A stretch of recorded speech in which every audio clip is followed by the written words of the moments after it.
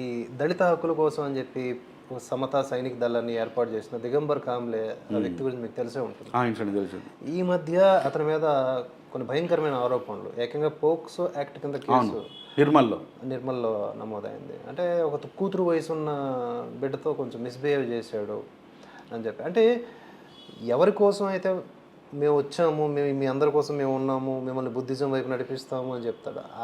ఇప్పుడు అతడే ఇలాగా బిహేవ్ చేయడం అనేది నాకు మీకు ఎలా అనిపిస్తుంది? ఎలా అనిపించలేదు, అలా కొత్త ఏం కాదు అందులో కొత్త ఏం కాదు. కాకపోతే వాళ్ళు ఏంటంటే ఇదే సంఘటన ఒక హిందూ చేస్తే రాద్ధాంతం చేసేస్తారు.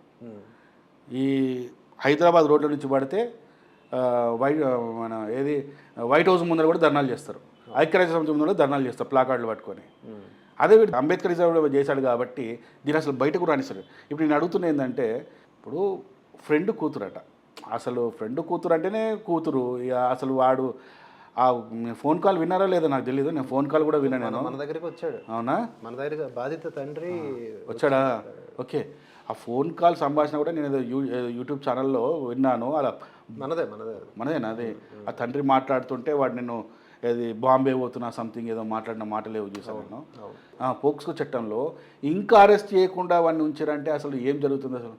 ఇప్పుడు అంబేద్కరిజం గురించి మాట్లాడుతున్న వాళ్ళు, దళిత అమ్మాయిల గురించి మాట్లాడుతున్న వారు, మరి వీళ్ళందరూ ఏం చేస్తున్నారు? ఈ సంఘ సంస్కరణ లేడీస్ ఉన్నారు కదా, దేవి వాళ్ళందరూ ఏం చేస్తున్నారు ఇప్పుడు? ఇప్పుడు ఈ కదిరి కృష్ణ ఏం చేస్తున్నాడు? రెంజల రాజేష్ ఆడ చీటింగ్ పాటలు పాడతాడు. ఇప్పుడు వాడరా పాటలు? ఇప్పుడు వాడరండు. కాంబ్లేగా అది అని పేరు దిగంబర్ కాంబ్లే, నువ్వు కామాంధుడు రాని ఇప్పుడు పాటలు పాడరా? వాడు పాటలు రాయరా? ఇప్పుడు ఒక్క పాట రాస్తలేడు ఇప్పుడు వాడు, అసలు అత్తపత్త కూడా లేడు. అదే కనుక ఇది విరవాలు చేస్తే అది మన హిందూ సమాజం ఏమైనా జరిగింటే, ఇప్పుడు తప్పే ఎప్పుడు చేసినా తప్పే కదా. అది హిందూ చేస్తే ఏంది? ఇదే చూడండి, మళ్ళీ వీళ్ళు మన ఇస్లాం మతస్థులు మనం ఎన్ని కేసులు ఉన్నాయి, మనకు చాలా కేసులు ఉన్నాయి. మనకు ఆదిలాబాద్ నుంచి పడితే ఆసిఫాబాద్ దాకా పడితే మళ్ళీ మన బోయినపల్లిలో కూడా మా దళిత బాలికలపై, మహిళలపై ముస్లింలు కొంతమంది అత్యాచారం చేసిన సంఘటనలు మనకు చాలా ఉన్నాయి. ఒక్కదాని కూడా గురించి ప్రశ్నించరు వాళ్ళు. నాగరాజు అయితే గురించి ఎగ్జాక్ట్లీ ఏ దాని గురించి ప్రశ్నించరు. కానీ హిందూ ఇన్వాల్వ్ అయితే మాత్రం ఇక వాళ్ళు చేస్తారైతే ఇక రచ్చే. సో ఇది ఇలా మైండ్ సెట్ ఏంటంటే, ఇప్పుడు ఆలోచించాల్సింది ప్రజలు ఆలోచించాలా. ఇప్పుడు వాడుకుంటున్నారు 100%. ఇప్పుడు వాళ్ళు ఏం చెప్తారంటే, అది నేను విన్నా కూడా, నేను కొంతమంది మాట్లాడినప్పుడు అది ఫేక్ కేసు కావచ్చు అని నువ్వు చెప్పడం ఏందిరా? అదే మరి హిందూ చేసినప్పుడు ఫేక్ కేసు కాదా అది? విచారణ జరగని ఇచ్చేంత నువ్వు ఓపిక పడతారా మీరు? ఫేక్ కేసు అనేట్లు నువ్వెట్లా డిసైడ్ చేస్తావు? అది ఆ పాప అంత క్లియర్ చెప్తుంది, మైనర్ పోయి పాప కదా. వస్తారు కుటుంబం ఎందుకు పొరవ తీసుకుంటారు? కనీసం బాధితుల పక్షాన్ని నిలబడాలి అనే ఆలోచన కూడా చేయట్లేదు. ఎగ్జాక్ట్లీ చేయట్లేదు.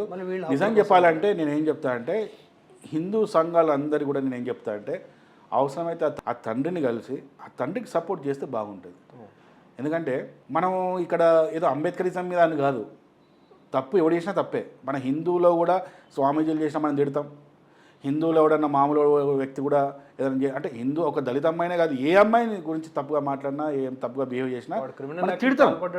అంతే, వాడు క్రిమినల్ యాక్టివిటీ చేసినట్టు వాడు క్రిమినలే వాడు మనోడు వినోడు అటువంటి ఏముండవు మన దగ్గర. అంటే అలాంటి మైండ్ సెట్ మనకు ఉంటుంది, కానీ వాళ్ళ దగ్గర కనబడదు మనకు. దానివల్ల ఎప్పటికైనా ప్రమాదమే కదన్న. ప్రమాదమే అది. ఎవరి హక్కుల కోసం పోరాడుతున్నారు, వాళ్ళ హక్కుల్ని ఇలాగే వాడు ఏమంటుండ్రు, ధ్యానం చేసినట నగ్న పూజలు ఏందిరా? నువ్వు బుద్ధిజమోడి కదా, నువ్వు మమ్మల్ని తిట్టినావు కదా నగ్న పూజలు అవి అని చెప్పి, మరి నువ్వెట్లా చేయించినావు? నాకు ధ్యానంలోకి తీసుకెళ్ళి నిధి నిక్షేపాలు ఎక్కడ ఉన్నాయో కనబడి, నిధి నిక్షేపాల గురించి అదే చెప్తున్నా. అవన్నీ అసలు దీని మీద విస్తృతంగా జరగాలి. అసలు మన హిందూ సంస్థలు కూడా ఎందుకో మరి అంత సైలెంట్గా ఉంటాయి నాకు అర్థం కాదు.